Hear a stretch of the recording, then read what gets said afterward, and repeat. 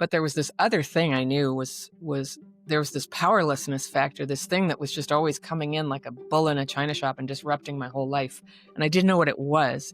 And I thought it was character defect. I thought I was a bad person, that I just, like, no matter how hard I worked on myself, I couldn't stop it from happening, the way I would just like make these terrible decisions around men and, completely like lose it and yell at my boss and ruin my future on the job. And I could, like, what is that? And I found out it's complex PTSD. And so that's when I sort of shifted over and created Crappy Childhood Fairy. When they say stuff like, you're just trying to recreate your childhood, I was like, no, I'm not. I'm definitely not trying to recreate my childhood. I'm busting my butt trying to have a better life than I grew up in. Now I know, there's a brain injury that makes it very difficult to make good, rational decisions under stress when you have traumas. This is StRest. I'm Kerstin Lindquist, health coach, author, and Emmy award-winning TV host. I've committed to helping people reduce stress through impressive health science, attainable mindset change, and biblical truth. Let's have a real conversation with zero judgment and endless solutions that you can use. You aren't alone. You can do this. Let me help you reduce stress and make room for rest.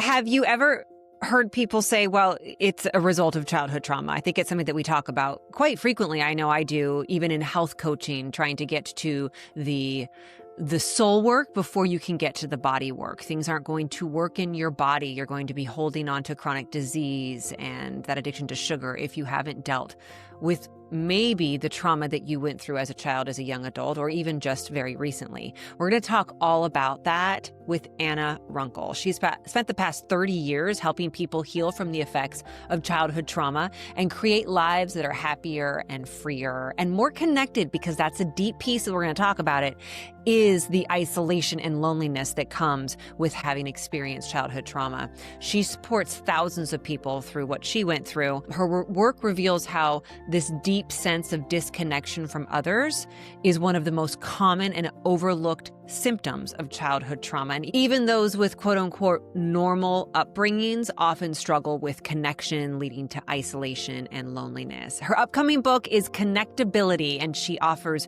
research-backed strategies and daily practices, which we're going to talk to you about, for your nervous system to be able to reset and to help you lead a happier, healthier life. I can't wait for you to learn from Anna Runkle. Stay with us. There's so much more to come. I'm super into the research right now when it comes to creatine and collagen. In fact, let's talk creatine for a second. And the one that I trust happens to be Ancient Nutrition. Research shows that women naturally have 70 to 80% lower creatine stores than men, which means we're ideal candidates for it. And collagen, we know, is important not only as a protein, but it's also great for joint health. And I've been feeling the joints a little bit more. I'm in my 40s. I have that cold shoulder, women's 40 thing, that there's a lot of different things we can do, but it's really important to pump up your collagen. So I'm doing the two together, collagen and creatine, and there's actually a new product from Ancient Nutrition that puts the two of those together. Creatine is one of the most clinically studied supplements, and it's a game changer for women's wellness. It supports cognitive health. That's what I love the most about it. Muscle endurance and recovery, and it helps you build long, lean muscles and strength while staying sharp. And then you pair that with clinically studied collagen, which is what we get from all of our Ancient Nutrition products, and that can help you improve your joint comfort, your mobility, and your recovery. I take it right after a workout in the morning, and I still also love multi-collagen proteins and those peptides in my coffee every morning as well. So support your brain and your body and your beauty every single day with Ancient Nutrition, so you can look toned, you can feel strong, and you can stay sharp. Here's what you do. You go over to ancientnutrition.com and put in the code STREST20. That's STREST20, STREST20 at checkout, and you'll get 20% off site-wide. Get your collagen, get your creatine, get your Ancient Nutrition.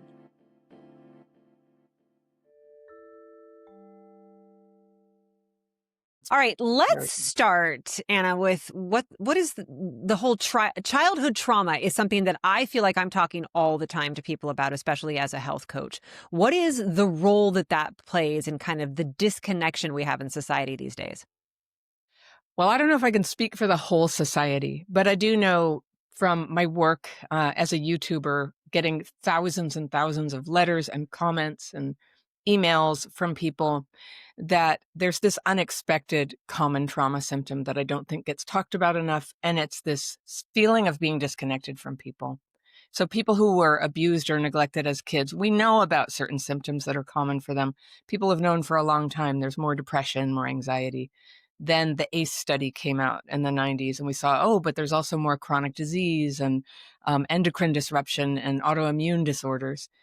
There's this thing, though, where it just, whenever I made videos about my own experience feeling disconnected, my audience would just leap up and say, me too, I have that too. And I had to write an entire book about this one piece of trauma, which is the feeling that you're not really part of the human race, that you're not really connected to the group, that even when you're in a relationship or a marriage, it doesn't feel like really you're connected. And so this is the book is I go into, here's what I know about why that happens. And mostly my work is focused on what do we do about it. I'm not a therapist or a scientist, so I read the research, but the thing that matters in my book is what do you do? How do you start to feel connected? And the book is called Connectability, and what she's doing is Connectability. she's giving you those. There it is. She's Yeah. giving you those tips sounds too trite, but methods and ideas and ways for you to incorporate this into your life so that you can get Yeah. some relief. I would love to understand, because I'm not somebody who had, I feel, childhood trauma, but even saying that, there's a spectrum, isn't that? I mean, it kind of is more of how you react to it. Obviously, there are true, everybody says, oh yeah, that's a trauma, but something might be traumatic for you that isn't for somebody else. Well, everybody's different. And so Yeah. siblings in the same family can experience trauma differently. But my work, my previous book, Re-Regulated, is a lot about the neurological injury that happens from strong trauma that's disruptive to your neurological functioning, which would be abuse and especially neglect. I think Yeah. neglect is people are only sort of coming around to realize how harmful neglect is. We know things about like mirror neurons when a mother's interacting with her baby and making that eye contact and cooing. The baby's brain is wiring up with mirror neurons, and we need that for connection. So if you didn't get proper nurturing as a baby, you may have a neurological injury that's part of the disconnection. So we don't have like a little spectrogram we can look in there and go, oh, I see, it's 25% injury. But you can sense it. You can sense, I just feel like something's different about me. People wonder, am I on the autism spectrum? Some are. That's another thing. But that's a different phenomenon than it's caused by something different than childhood trauma. So even if some of the symptoms might be the same.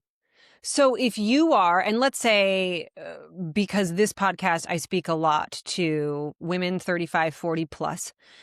If you are a woman in this category, what are some of the things that you could be experiencing that indicate that you are having these negative effects of childhood trauma? Well, in the broader thing, not just disconnection is part of it, but there are signs of neurological dysregulation. Your nervous system is just glitching a little bit. Something's not quite functioning right. It can feel like discombobulation, inability to focus, brain fog. It can feel like whenever you feel upset about something, your emotions go up a little too high compared to other people. You lash out or you panic when that's not really what everybody does. And they call that, they might say, oh, you're sensitive, but your nervous system can't really process. There's a whole thing going on in your brain where your nervous system can't process the feelings in the way that other people are processing feelings, where it passes from a very activated adrenaline cortisol feeling into, I know that I felt that way, to I remember feeling that way. And sometimes the trauma wound makes it just stays looping as if it's happening right now, even though cognitively, it's not happening right now, but your body's reacting as if it is. And it can make your behavior seem out of line to other people. It can push them away. And a lot of those of us, I grew up with trauma. And I have this. I have complex PTSD. And so I'm the number one guinea pig in this, in how I figure out how this works, is how do I recover from this? But for a long time, I thought I was just like something, I just thought I was like crazy or overly sensitive. And when I found out that it could be my nervous system, and my nervous system was dysregulated, and if I focused first on regulating my nervous system, the emotional part took care of itself. That, we have this beautiful nervous system. It's, when you see an image of it in the outline of the human body, it looks like an angelic being. It's very beautiful. And it touches every part of your functioning, your feelings, your perceptions. I don't think our soul is inside the nervous system. There's part of us that comes before the nervous system, but it's running the whole body thing. And the body is where you're experiencing the emotions and your digestion. And even when you go into puberty, a girl who gets sexually abused will go into puberty on average 2 years earlier than her peers. So, there's things that we didn't know even 20 years ago, that we were very affected by trauma. And some of them you can feel. I'll tell you, the emotional dysregulation, that's what other people feel. That's like the one thing they zero in on because it hurts them. But for us, it's that inability to focus and the brain fog and dropping things. Like suddenly your hands don't really grip all of a sudden. It's almost like there was a brief little short circuit in your nervous system. Just, I let go for a second. So when I get very upset and try to do the dishes, I once broke 4 dishes in 4 separate dropping dishes incidences when I was just kind of in a stressed state. So I had to, when I learned to re-regulate, I re-regulate. And then if I'm having difficulty like with coordination, I can focus on that a little bit and just sort of bring it back. There's so much we can do that's just natural and intuitive to come back from these symptoms of trauma. I think sometimes trauma focuses excessively on what happened. It's very interesting what happened. It's terrible. It definitely hurt us and it wasn't our fault. But I don't think it solves all the problems to know what happened and to dive into it for too long. That we have day-to-day practical problems with our trauma symptoms, and life gets a lot better and a lot less traumatic when you learn how to manage those. So for women my age, if you just start noticing emotions are too much, chronic problems, heart disease, cancer, diabetes, obesity, we are at much higher risk for these things. So anybody could have these problems. And autoimmune disorders, I should mention, those are very closely correlated with trauma, early trauma. So anybody could have something like that, but we are much more prone to it. We're probably the most expensive healthcare population. I don't like to put it that way. We're not a population. We're a bunch of human beings, but from that point of view of like insurance, if they could figure this out, Wow. healthcare would become less expensive for the whole country. And I don't think they've done a great job of figuring it out. Even though they have some of the knowledge, I don't think it's very well integrated into the way healthcare is provided. So a lot of this is stuff we can manage ourselves. We can take it into our own hands and use good practices to become re-regulated. And when you're re-regulated, you can then work on your life problems. And that's what happens. When you grow up with trauma, you have life problems. And those are the things that, in the end, that's really 80% of the trauma is, getting evicted, having a relationship fail, not falling out with your own children, things that happen to traumatized people that are traumas in their own right. How often do you see people who don't remember the trauma, who don't even know that they have had it happen to them? Does that ever happen, or does everybody remember and they're just not maybe dealing with it? I'm not a therapist, so I don't really spend time with people diving into their trauma. I spend a lot of time trying to help them try a different approach that's not so focused on what happened. I think it is important to talk about what happened. And I have heard that some people can't remember. I've encountered people who they have no memory of their life before age 8 or something like that. That's kind of unusual. Hmm. And that does suggest there might be trauma as I understand it. But that's not really my wheelhouse, is trying to make them go there. Yeah. And I'm there to just like whatever's going on and whatever you remember, I can help you with your symptoms to just on a practical level. And I've noticed that a lot of people, when you have a lot less, I help people specifically work with fearful and resentful thoughts and feelings and to release them. And I have a prayerful, meditative method for dealing with that saved my life. And when I've been doing that now for 31 years, and my own experience and having taught people this whole time how to do it, I've seen people long term, a lot is revealed when that level, that noisy brain kind of starts to calm down, and you begin to have a much more calmer base state and more alert and more aware and more heart opened, where you can feel the effect of your words on other people. You can sense how they might be feeling. All this stuff comes into focus that was lost. And so then you might have insight about the past. And I don't think I'm sure I can't remember everything in my childhood, but what I can remember, my perspective has shifted sometimes. Sometimes some things I go, wow, that was worse than I realized. And other things I go, that wasn't the other person's fault. I can see. So I just have more truthful perception, which is very helpful. Truthful perception is something that gets lost in a chaotic childhood. Recovering that is a big part of becoming a functional, happy, fulfilled person. What are some of the hallmarks or pieces of that prayerful meditation or this method that you have? Well, what happened was I was 30 years old and I had been in therapy a lot because I was sad. I was depressed a lot. I was struggling with people. I was doing okay. But this very bad night came along where I had had my heart broken earlier that year, very bad, like the worst heartbreak ever. And my mother was just about to die. And I was walking on the street and so a group of 4 guys just randomly attacked me and beat me unconscious. Very random. And I had a head injury as a result, and I had PTSD as a result. They broke my jaw and my teeth. I was injured, but the biggest problem for me was the PTSD. Now, this was in the 90s. My doctor didn't diagnose PTSD. My therapist didn't diagnose PTSD. It's hard to remember that there was a time when we only thought of PTSD as something that like combat veterans had. Only in the military, right? Yeah. Yeah.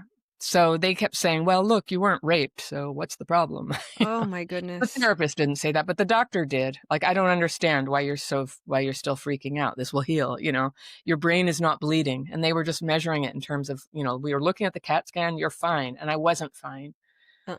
I wasn't fine at all. I was freaking out like every waking minute. I could barely sleep. My thoughts were really jumbled. I was feeling panicked and terrified that I was going to be abandoned by everybody, which became a self-fulfilling prophecy. I was like calling friends all the time, but I was so out of it. I couldn't remember who I was talking to. But I had been conditioned to believe that the solution is always like, get people to let you talk to them about your feelings. And after a while, I just wore out all my relationships with that. It wasn't enough. And this is interesting because this is when I had my spiritual awakening, where I was really like forced against a wall. Like there wasn't really going to be a human who was going to help me. But there was one woman who I confided in one night. I said, I feel like maybe tomorrow I have to take my life. I think I've ruined everything. I was about to get fired. I would shoot my mouth off at work. I wasn't myself. I wasn't functioning. And I had no help or insight, even though I was like constantly seeing professionals about it. And she said, well, do you just want to try this thing I did when I got sober? And I said, yeah, okay, I guess. And I'll tell you the believer's version of it, because sometimes I just tell a little bit of a sanitized version that is more palatable to everybody. But she was 23 at the time. I was 30. She was covered with tattoos. Every other word was the F word. Wow. The other words that were in there was God. And, I'm like, I grew up in Berkeley. Like, you're not supposed to believe in God. We think God people are stupid and, really like pathetic and rednecks and we're better than them. I wasn't fully on board with that, but that was my culture. And really, honestly, when I was a kid, when I was 11, I started going to church because it just was happening for me. And my parents would just like laugh, and I would walk a mile to go to church. So I had been hungering for some kind of faith to live within. And in my teens, I fell away from it. And so I feel like this was a really sacred time in my life when I really like everything fell apart. And this woman came along, and so she had been homeless. I don't know if you know what the Tenderloin is in San Francisco. It's the red light district. It's still notorious because it's covered with needles and poop and, the greatest human suffering you could imagine right here in the United States. It's terrible. and there's very little law enforcement. It's like you can't really safely walk there. And so she was living on the streets there as a teenager, and she had been kicked out of her house because of drinking, and her alcoholism had gotten so advanced she couldn't even hold it down. So she had to get sober, and she went to AA, and it was sort of good for her, but she got more depressed than she had been while she was drinking. And that's not uncommon. Sometimes when people lose their crutch, that the feelings come and it's too much. And so a woman named Sylvia, very beautiful, wonderful woman from LA. She's passed now, but she was one of the original founders of the Narcotics Anonymous program, as it turns out. But she met Rachel and she said, do you want to try this thing? And showed her the technique that Rachel showed me, which is related to the 12 steps, but not what everyone does there. They called it the daily steps. And you write your fear, you write, God, I have fear, and you say whatever it is, fear, I can't make it. And you might have hundreds of them in any particular sitting when you sit down to write. It's a written prayer. Written is very key here. We now know scientifically traumatized people can write a lot more safely than they can say what's troubling them. And then the other variation that comes up in the feelings and onto the paper is I am resentful at, and you put the person or the category of people or the institution that you're resentful at, and then you add the words, because I have fear, whatever it is. So one might be, I am resentful at God because I have fear he isn't real. Or I have fear he let me suffer like this, fear he lets people suffer. Or I am resentful at the IRS because I have fear they keep sending me letters back, and fear they won't process my taxes, and fear they don't believe me, and fear if I call them it will take an hour. That just like everyday practical things. I'm resentful at my next door neighbor. I'm resentful at myself because I have fear I made a fool out of myself. So these are the types of resentful thoughts that we're dealing with. And the fears are just kind of they're like the pennies, whereas the resentments are the dollars. They're full of fears. A resentment is full of fear. And usually if you hang out there, like, really, why am I resentful? There's often like, fear it's going to hurt me, fear this always happens, fear this is because my mother, fear, there's just a whole tangle of stuff. So I was doing this for years as a spiritual exercise, and I'll tell you about that in a minute. But later, 20 years later, the science has come out to go, yes, that makes sense. We need help processing thoughts and feelings. And talking about them is often dysregulating, makes it harder to think or feel or remember anything. Writing is a safe path to express what's going on inside. So it's a written prayer, and the sign off goes like this. I've made a adaptation for secular people so that they can use the technique too, but the core original one is based on 12-step language, and it goes like this. I am now ready and humbly ask that you remove these fears and resentments. Because again, I'm addressing God. Thank you. I pray only for knowledge of your will for us and the power to carry it out.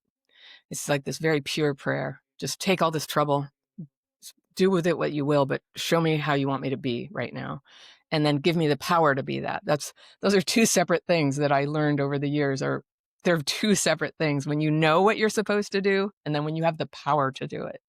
Because when you're down, it's hard to even brush your teeth. I know I should brush my teeth, but when I'm really down, I can't even do that. So for the big things too, if I need to go on and make a bunch of YouTube videos, I need the knowledge to do it. I need that inspiration. I need to be activated into that creative act, but I need the power to do it and not just go, oh, I don't want to, I'm tired, I can't, I need a cup of coffee. Oh, wait, I think I'll scroll my phone. True story. Especially when you're a YouTuber, that's super hard. Believe me, I understand. And that's beautiful what you just said. And I find in my life lately, writing down the prayers, I have a prayer for each of my children. I have a prayer for my husband, which I say every single day over them. I have a prayer, for business. It's so much more helpful to have it written down and go back to it than to try and get my brain at 47 years old and dealing with hormones and all the other things and teenage kids to really try and focus on it. So I think that works even if we're not talking in a trauma aspect, writing it down. I always say there's so much power in taking pen to paper. Pen to paper. And the beauty of it is it's free. Like, I think just about everybody can get a hold of pen and paper. And then I recommend that people carry it with them everywhere. Now, the Yes. thing that I described, I've given a pretty good picture of how to do it, but it's very particular. There are like 25 FAQs, like, why do we say fear? And Yeah. what if my fears are real? And so it's a free course that I created, and something like 1 million people have taken it. I don't know how many have stayed with it, but I'm personally aware of hundreds of thousands who continue to use these techniques. They seem to be very helpful for a lot more people than just me That's great. and Rachel and Sylvia. And so it's the foundation of my healing method, is to be doing this twice a day. And then we follow it with a restful meditation. And meditation means a lot of things to a lot of people. In my community, what it is we rest. It's a lot of work to sit there and name what it is that's really bothering you. It doesn't feel like work when you're doing it. It usually feels like emotional release. But people who don't follow it with meditation will soon give up. It just feels like too much. It's overwhelming. And so this is the hardest thing to convince people that this is worth doing. But after you do the writing and you've asked God to remove these things, then you tear up the paper so that nobody sees it. You don't need to read it again. It's been handed off. You have given it to the one who can do something about any of this. And I use the metaphor: you throw a big pile of dirty laundry out in the street, you open the door half an hour later, and there's a little tidy blue package of folded laundry for you. Your Love thoughts have that. been your thoughts have been organized, your priorities have been shown to you. A whole bunch of stuff has been just weeded out. Like, you don't need to worry about this. And that's kind of my metaphor for what it feels like to do this. It's some days, I think some days it doesn't feel like much, and some days it's amazing and feels like the earth moved. And most days it's just a little bit of progress that opens up my awareness. But the meditation is a rest period for 20 minutes. Close your eyes. If people would like to, they can use an anchor word, also known as a mantra. It could be, I encourage people to use something simple and neutral that's not like a verb. And so when people just want a really neutral word, I say, how about the word okay? So your mantra is okay, okay, Okay. okay. And if people would like to use a holy name, they can do that. But I think that it's better to use a one-word thing like Jesus rather than a big passage of scripture, which requires thinking and the whole point of the thing is to rest, just to rest your mind. And having done this for 31 years and transformed again and again into more and more of my true self and have my gifts, my spiritual gifts come alive in me, I would just say, never underestimate what can happen while you rest. Be Oh, still, right? you are preaching to the choir in this podcast for sure. Yeah. It's Yeah. so important. So I And was that's when we hear, Yeah, you well, know. I was a single mom and I was working full time, and I still found time to write and meditate twice a day. And we still have, it's in the other room, but I have this like very like old IKEA red blanket that was the red blanket. And it's what I would sit in a chair and write and meditate. And the kids, if they were very good, could come sit on my lap under the blanket with me and meditate too. And the rules were you just had to be peaceful, and they loved it. This was their reward for being good, is they got to just sit there quietly with me and meditate. And so all this science has come out subsequently that helps me understand that, of course, what was spiritually true is scientifically true, that my children were co-regulating with me. And it was so, like, for them to be in touch with my body when I was stressed and then to feel my body shift into regulation, I think was one of the most wonderful gifts I could give them. So I didn't have to be a perfect mom. I didn't have to never be stressed. I was stressed sometimes. There were some hard times then. But they got to hear me, watch me, and then feel in physical contact with me when they were 3, 4 years old. Here's mom re-regulating. And so when I'm teaching what is dysregulation, I think the best image I have is a newborn. You know how a newborn baby will just be like, they turn Yeah. red, their back is arching, they're rigid. You pick them up, they're like a spinning top or something. There's this torsion going on in them. They're dysregulated. And then through nursing them, holding them, talking to them, connecting with them, their whole body becomes soft and responsive, and then they open their eyes and they're happy and they're laughing and they're looking at you. That's the transition from dysregulation to re-regulation. And we all get dysregulated, traumatized or not sometimes. But traumatized people fall into it a lot more and struggle to get out of it. And the consequences are quite serious when you struggle to get out of it. If you're dysregulated a lot, you can't really hear or pay attention or connect. Your behavior is out of line. You get diagnosed with all kinds of things. And re-regulation is like the first thing to learn how to do. We'll be right back. Don't go away. It's just getting good. All right, I'm always telling you to get your labs done, and I'm insisting that you get specific labs done. Now there's a place to get all of that done for $199. This episode of StRest is thankfully brought to you by Superpower. It's the membership that gives you real answers about your health.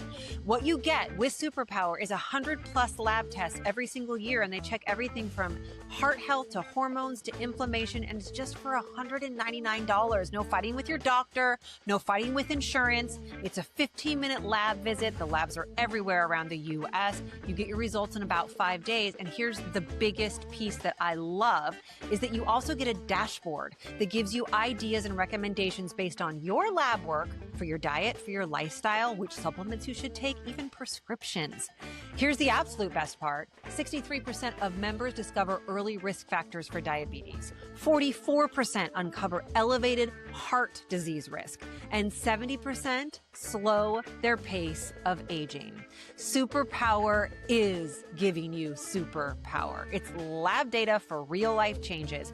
Join today. Go to superpower.com/Kerstin. That's Kerstin. Superpower.com/Kerstin.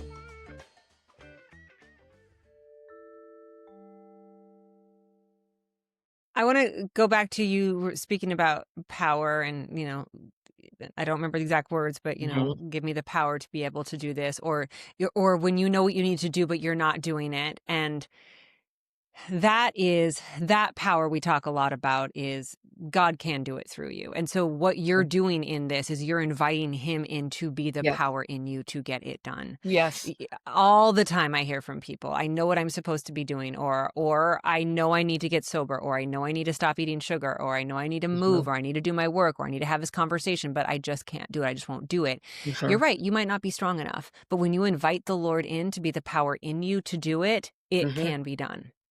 Yeah, it requires a lot of open-mindedness too, because you might be wrong about what needs to be done and what doesn't need to be done. True. This is a core idea of 12-step. I ended up, since I'm not an alcoholic, I spent 25 years in the program for families of alcoholics, which was very helpful to me at the time. And I sponsored hundreds of women and I learned a lot. But it was very hard in a mainly secular culture to teach people just trust God. Just, this problem is, are you able to solve this problem right now? No. And am I able to solve it for you? No. And do you feel desperate that nobody seems to be able to help you? It's like, well, go a step higher, and just trust God. And that's the third step of the 12 steps. And it's I remember it being a terrifying step to take when my friend Rachel asked, are you familiar with the 12 steps?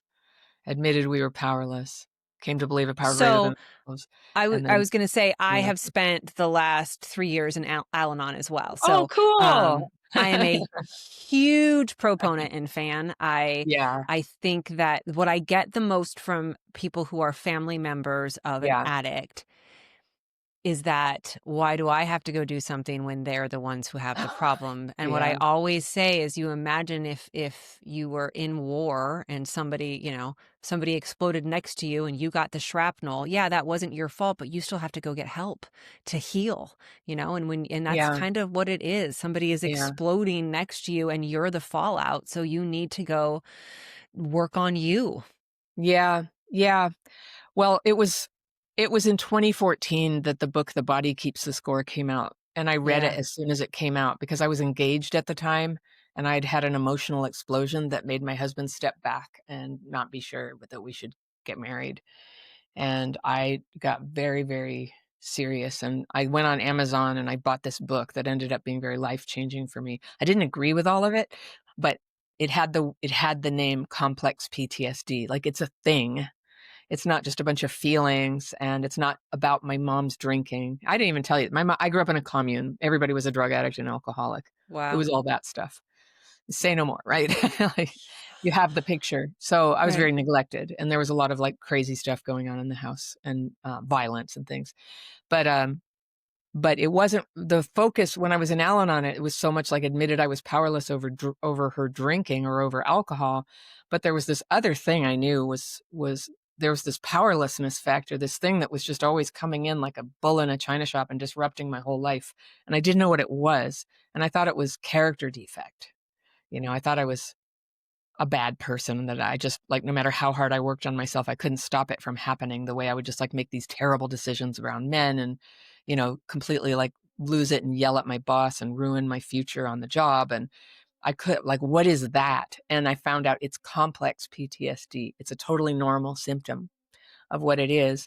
And so that's when I sort of shifted over and created Crappy Childhood Fairy.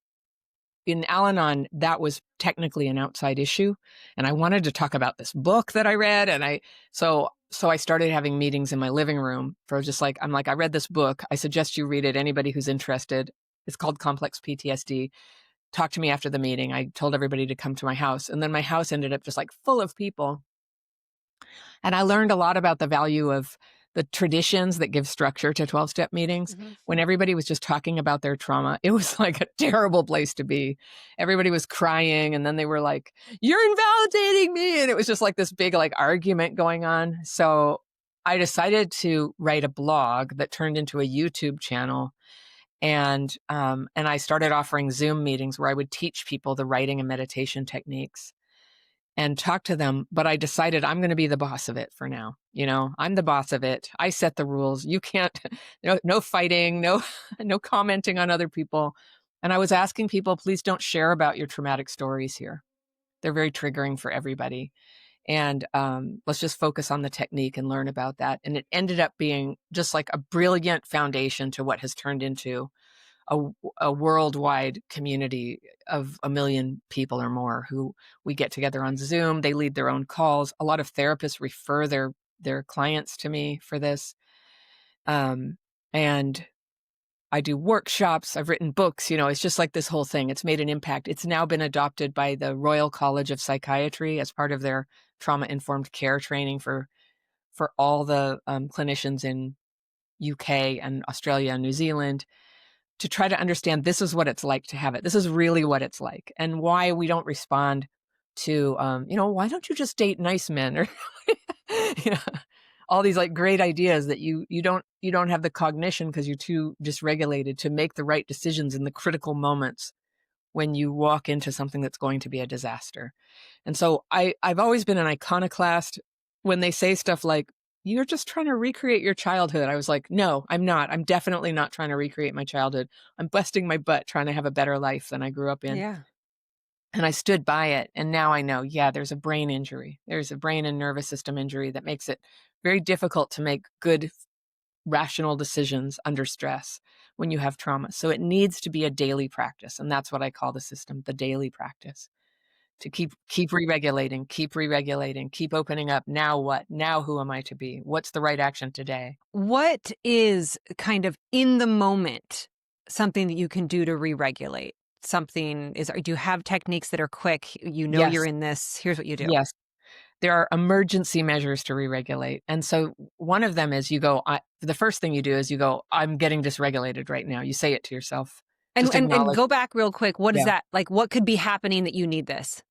You start feeling like you can't feel your hands. Your heart is racing. You feel a sense of urgency. Like, I have to yell at my husband right now. There's no way this problem will be solved unless I convince him right now that he's wrong and I'm right. These like relationship damaging moments that are coming out of emotional dysregulation. I need to get everything ready for the guests who are about to come over, but I'm so flustered and nervous about them coming that I'm running around in circles, and I can't really get anything done, and I can't remember where the forks are. And so you go, "I'm getting dysregulated." So then you pause, and you need anything you can do to give your nervous system a little movement or a jolt. So go outside, run up and down the stairs. If you can do nothing else, use your body, move your body. Your body is where that beautiful angelic nervous system lives, Mm-hmm. and it needs to move. I think of it as like, it just gets stuck sometimes. It's like a piece of it is stuck in the door, and you need to open the door and just like move it around, shake it off. And in fact, shaking your body, they call it somatic shaking, but it just looks like this. Yeah. You just sit in there and shake. I've heard of that. Yeah, it works like a charm. I was leading a workshop in Oslo a few weeks ago, and there was an upset. Somebody got very upset and they said something kind of attacking to somebody else. And I went over and I helped them work it out. But everybody who had witnessed it was shaken by people yelling at each other. And that normally doesn't happen in my workshops, but I know that when things like that happen, we got to shake it off. We got to shake it off. And then everybody sort of laughs because we all look funny, just kind of going like this in the room. Norwegians especially, they're like, oh, this is very silly. They're very buttoned up people normally. And we shook it off and we laughed. And then we just sort of I model for them. It's like, we totally understand that there are moments where we're not at our best and we still embrace everybody. We're still okay. And then everybody calms down and they can focus again on the lesson. So dysregulation, it just comes in, it turns everything upside down. It's the thing where you go, I'm not going to eat sugar today. And then all of a sudden you realize you just sort of went unconscious and you ate a bunch of sugar. You didn't even know you were doing it for 20 Right. minutes. And then you're like, oh, and then that horrible demoralization, like, why am I such an idiot? Why do I keep doing this? So that's all part of the dysregulation cycle is you went unconscious and now you're beating yourself up. So we're training ourselves to just kind of stay conscious, stay with it, try to get our rational minds back on board. And so one of the things that it's deceitful though, your trauma will tell you things that aren't true. And so there's some advice that we get sometimes, like always trust your gut. Not always. Sometimes what we think is our gut is actually the trauma talking. Like, you must leave this marriage right this second. Go get your suitcase and go. Like that's a big flight response. It's not your gut.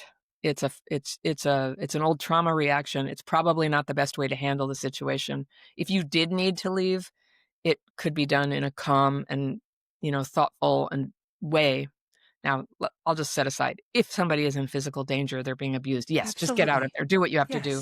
Absolutely. But I'm talking about these moments of like emotional destruction that happen within relationships where we just flee, we run away, or we say terrible things, I never wanted to marry you. And it feels true in the moment, but it is the dysregulation talking. It's literally when a traumatized person is under stress. If you do a brain scan, the left front cortex is getting less active, and that's where reasoning is happening, like where you should be thinking, well, I feel this way now, but I know that most of the time I feel this way, and I should keep that in consideration. That's going down, and over here, emotions are going up. So we say very impulsive things and do very impulsive things. And they don't always feel like a big angry act. Sometimes it would be like hopping into bed with somebody you just met. That's also an impulsive act that's from low reasoning, high emotion. No, I know they're the one. This is it. I just know it. The consequences to this are devastating when you don't have your whole brain and your whole heart engaged in how you're going to handle the stressful moments of your life. And so many people who have grown up traumatized end up with a whole trail of broken relationships and jobs that didn't go anywhere and not non-speaking relationships with extended family and neighbors and things because of these moments. And it's very hard to reason them out.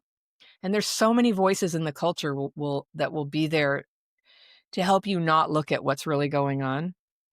Like they'll say, oh, they're all narcissists, or, men just da da da da, all they care about is, you can always find friends who will back you up in your angry belief about why this is happening. But when you're ready for everything to get better and you're ready to look within, the good news is you're not a terrible person. You're having a trauma-driven reaction that looks like a terrible person, but you can change this. It's not who you are. It's an injury that you're dealing with that makes you act out in critical moments, and you can actually change it. And so this is not something that I found help with from professional helpers at the time. I think they're really coming around to understanding this better. There's a whole bunch of choices available for people. But on the whole, I'm going to sort of put a critique out there that I don't think the helpers completely understand the role of dysregulation. And then once we get dysregulated, we need to clean up our lives, because there are a lot of like moral breakdowns in our life. The kinds of relationships I had, the terrible mistakes I made, that I was really ashamed of. That was a lot of my trauma. And I think it's very easy. Either you find those negative friends who are like, well, the reason your husband left is because men are pigs. Well, what if it's because you were emotionally dysregulated and he couldn't deal with it anymore? So you need people who can help you with your side of the street and who understand the role of trauma. And for me, I've never been comfortable when people try to coddle me with, well, you were traumatized, so, who could blame you? And it's like, true. But the thing is, I don't want to be alone. I want to have a good life. And so that's the great miracle of my life, is I went from having alienated literally everyone in my life to now I have 2 grown sons who are lovely, and I have a husband who's wonderful and who understands what's going on with me. And he doesn't put up with, he he has boundaries around it. He's like, you're dysregulated. I'm not going to talk to you right now. Woo! Wow. To be able to Yeah. call you on that and then work through that to a And then solution work and stay through it. together. Yeah. Yeah. Yeah. And I think overall, he does a really good job of being both compassionate and boundaried. And I feel like what a godsend. That's a big piece of why I was able to recover as much as I have. Because I also think what I hear with you is that you're Yeah. not allowing yourself to become a victim of it. I think a lot of people who go through childhood trauma or trauma in their Yeah. teens or 20s, you had it at 30 as well, will say, well, I'm just always going to be like this because, and what you're saying is, yes, talk it out. Because some people these days are saying, let's not talk about the childhood trauma because it's just, that's like still living in the past and making your life miserable. Oh, But you're yeah. saying, sure, go talk about it. But here are tools to help you literally impact the nervous system, which is reacting to the trauma. Yeah. I mean, I think when Freud invented this whole thing, psychoanalysis, that it was so based on you'll tell stories about your mother, Yeah. And I think we're still trying to get out of that. It's relevant, and we need an opportunity to be heard about what happened. It's not just the mother, obviously. A lot of it is bullying from other kids or siblings. There's so many forms of trauma. So it is a wonderful thing when you can express what's gone on and you feel heard about it. But literally the physical act of talking about it is a different brain pathway. And I've seen research that shows that about 30% of traumatized people don't benefit from the talking. That doesn't mean they don't need to express it or be understood. So we can do that. So with my friend Rachel, she's like, write about it. Now tomorrow, call me and read me what you wrote. And that was the most intense feeling of being heard and seen I'd ever had in my life. I read her what I wrote, and it's not like she tried to fix me or anything, but she was just like, oh, I know exactly that feeling. I was able to be specific about what that thought was in me, fear if this, then I'm a loser, to be that honest about it. And she made it really safe for me to tell her the really ugly things. Because if you're really going to face your resentments, because let's face, this is a lot what I teach in my programs is fear and resentment are responsible for everything evil that people do to each other. That's, we cooperate with evil when we lapse into fear and resentment to that degree. It's easy to do. And I feel like online there's encouragement and validation to do that. It's like, oh no, you should be angry. You should be angry all the time. You should never stop screaming. That's dysregulation. And that is not actually going to get people the results that they're hoping for, which is like catharsis, release, justice. It's not going to work. And the thing that has ever changed the world comes from a place that's regulated. There may be injustice, there may be anger, there may be something that must be corrected out there, but think about who's ever made a difference in the world and from what place did they make it from. And, you can think of people, there's so many who have done wonderful things, but somebody that most people can relate to is Martin Luther King. He didn't go around, cursing and hitting at people. He had reason to, but that's not how he did it. He sort of made this circle of love and invited people to come into it. He did something very special there. Flawed human being, I know, everybody is. Let's accept that. But he had some sort of divinely inspired approach to that allowed people who had been in a place of hate without any kind of shame or anything, just probably with a lovely feeling of just oh, this feels so good to be over myself right now, to come into the circle of love and acceptance and connectedness. So I've spent a lot of time in the past researching and reading, how did people ever change this? I grew up, Berkeley of the 60s and 70s was full of riots, tear gas, racial hatred. My mom and dad literally beat each other up. It was a lot of that. And I've always felt deeply called to be a peacemaker. I got a master's in public policy, and that wasn't really it. It's what I'm doing right now to teach people how do you release this tight knot of anger and anxiety. And it's just ended up having all these wonderful benefits. Have you ever heard of Dr. John Sarno, Heal Your Back I Pain? feel like I have. Yeah. He's so cool. He's passed now. But he wrote this book. He was like a very straight up doctor, like not woo woo at all. But he noticed that so many of his patients had back pain, and most of them, 85% of them, there was no cause that he could detect. And so he just posited once, could it be that you're angry or anxious? He experimented with this theory that anger and anxiety were just sitting there unacknowledged. So he tested people and he goes, just, do you think that's what it is? And they would go, yeah, I think that's what it is. That's all they had to do. They didn't have to stop being anxious or angry. They didn't have to change. All they had to do was acknowledge that that's what it was. And within 3 days, their pain would disappear. Wow. Not everybody. I mean, some people have a broken bone or something. Yeah. But his book covers how in history, there's always been like a historical thing. It used to be ulcers before back pain. And before that, it was, I don't know, the vapors or, what people, women fainting on couches and things. There's some socially acceptable way to just say, I can't deal with all the stress, all the anger and anxiety. And I thought when I read his book, I had some serious medical problems that did clear up when I learned my techniques. But I had a surgery that went bad. It's another long story, but I had a lot of trouble healing from this surgery. And I read his book. Mine wasn't back pain. It was like abdominal problems. And so I thought maybe it would help me. And it did. I was just like, you know what? I've always known this. It's anger and anxiety. And in other words, fear and resentment. Those are a different way of putting it. I've heard the same thing about that with forgiveness. Like if you are holding on and not forgiving, it leads to chronic disease. Like you have to have forgiveness. You have to do the forgiveness piece first. Well, forgiveness, I think, I've had profound experiences of it, but it tended to come after I had sort of done the work of naming specifically the fears and resentments about what I was upset about, what I was holding against somebody. And when that had been removed, it's almost like my metaphor for it is like snow. It's like a very soft snow. Like forgiveness just comes down very softly. It just comes to you. I used to be like, I must forgive.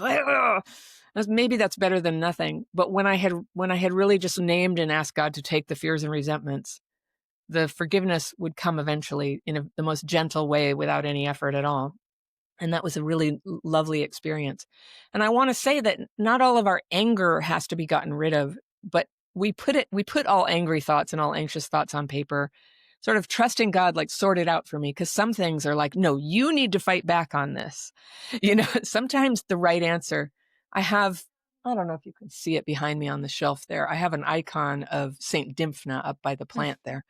And Saint Dymphna is the patron saint of nervous system disorders and sexual abuse. And she has in her arms, one arm she's holding lilies and the other a sword. I'm like, that's right. Yep. I have a sword too. I'm not just all peace and love and whatever, la. Sometimes I draw the line. Sometimes I fight back. Sometimes I don't allow people to hurt me or my family. And that resentment and forgiveness go hand in hand. I mean, if you're holding on to resentment, you've got to have the forgiveness there.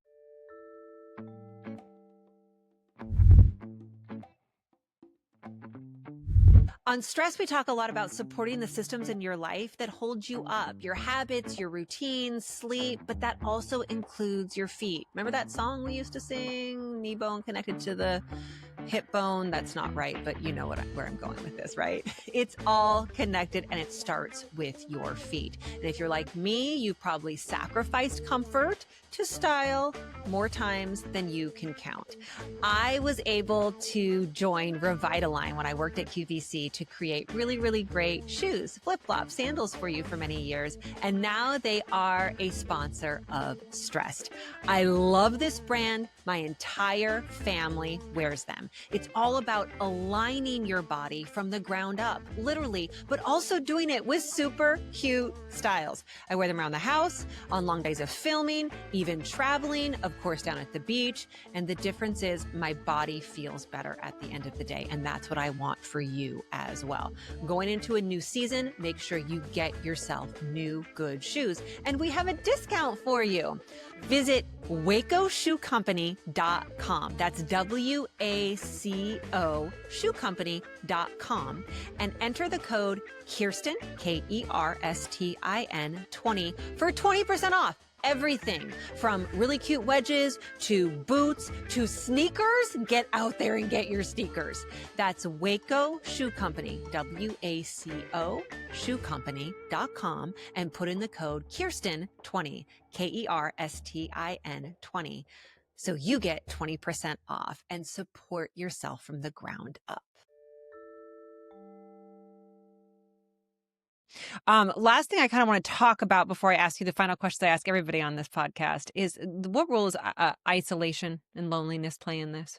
So yeah, I wanted to share this whole background about what a complicated fabric we're living in when we've been living with trauma. And yes, you can define trauma broadly.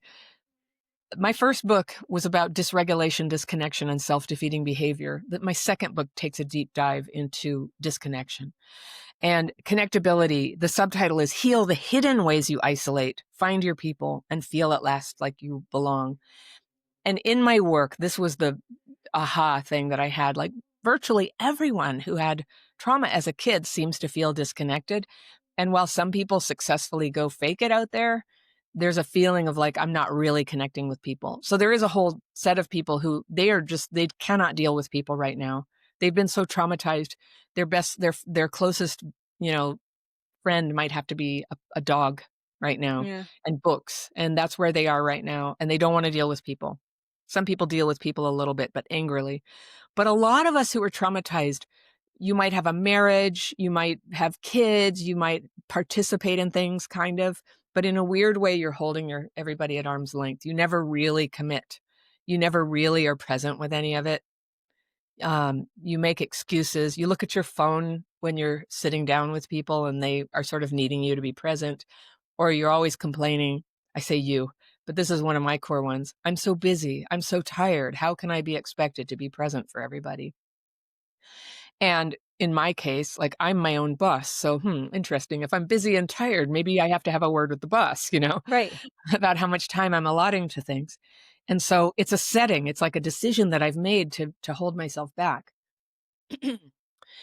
Before I recovered from trauma, I feel like the way that I always had suicidal thoughts was a way to keep one foot out. It was a way to not fully commit to this life. And when I was pregnant with my first kid, and I wasn't married yet, I was alone. When I was pregnant, I had to make this deep decision to stick around. But I was pregnant with my first little boy, and had just a really deep understanding with God, like, this is final, I'm here for the long run. And I had cared for a relative who had cancer, and I had this little bag of painkillers of his. Well, it was a lot of painkillers. It was enough to kill many people, really. And I didn't throw them out after he died. And I'm not interested in doing them recreationally. I kept them in a little Pete's coffee bag stuck in a shoe in the back of my closet as this secret thing, like my escape if I ever need it. And it's terrible to admit right now. It's just the most saddest thing to me. But when I was really pregnant, and I started telling people, and it was really happening, that bag was just sitting there glowing, that this has to go. And I called a friend, and I had never told anybody I even had this. And I admitted the truth, which really helps. And together we destroyed all the pills. And it was so freeing. And it was me just no, I'm going to stick it out. I'm going to be here for whatever comes. And oh gosh, I'm so glad to be here. First of all, he's a great kid. And so is my second kid. And and second of all, there was so much healing ahead for me that was on the way. And I had no idea. I just had no idea how much better it was going to be. So I work really hard, probably to the point that I'm not as present with people sometimes as I should be. But I care so much about the people out there they're laboring under the idea that they're just uniquely damaged, and there's nothing they can do, and there's nothing that cares about them. And I just want to show them this technique, and I want to share the loving energy that was shared with me about how you can name what it is that's going on in your head and how freeing it can be. And then you can work on things of connecting with people. So the book is a self-help book about literally how you slowly come back out of your shell and start connecting. Dysregulation is so stressful. that isolating is a lot how we unconsciously avoid stress. Having to go into it, right? Yeah, I Because if just you're not like around it's other people, it's yeah. easier not to be dysregulated. Yeah, I feel overwhelmed by the thought of getting involved in this committee to have a birthday party for the person who's leaving the office. I feel it's just overwhelming for me. I'm not going to do it. And then I'm just too overwhelmed to take my kid to this thing they really want to go to. So I'm not going to do it. And so we're using isolation to manage our stress and dysregulation. When you can learn to re-regulate, you can start to relax that. You can start to open up and do more things. But I recommend to people to do it slowly. If you're not used to it, it's all about this feeling of overwhelm. And so you do it slowly and let yourself gradually build the skills. And in here, there's like a point system. Every chapter has practices that I call them acts of connection. Like there was a time when you had to give me 1 point for this. I would not look outside before I went outside to make sure nobody was there that I'd have to say hi to. That's how isolated I just didn't want to deal. And then other things are like when you've had a bit of a falling out with somebody, call them up, have a Yeah. coffee. Yeah. And that's 3 points. And so I just keep assigning points for these things, but try to do 3 a day, Don't try to do everything at once.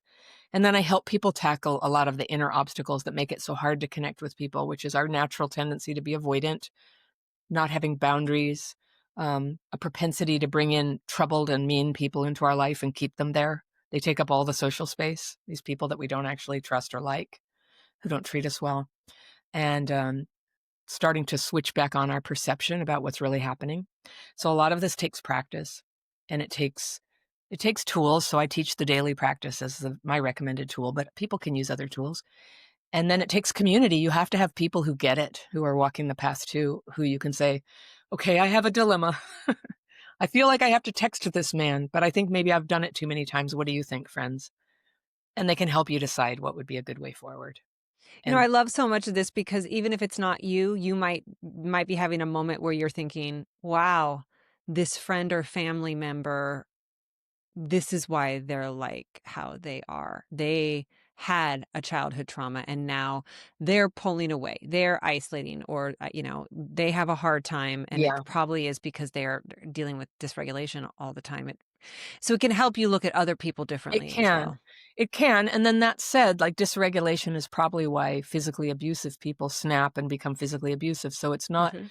we don't get to use it as an excuse for No. abusive behavior, but at least it's an explanation. Yeah. Last question I always ask everybody on the podcast is what's one thing that everybody can do right now? And I always say to help reduce stress, but Mhm. the form of stress that we're talking about with you really is that nervous system regulation. So Mhm. what is one thing that somebody can do to help them in that category right now?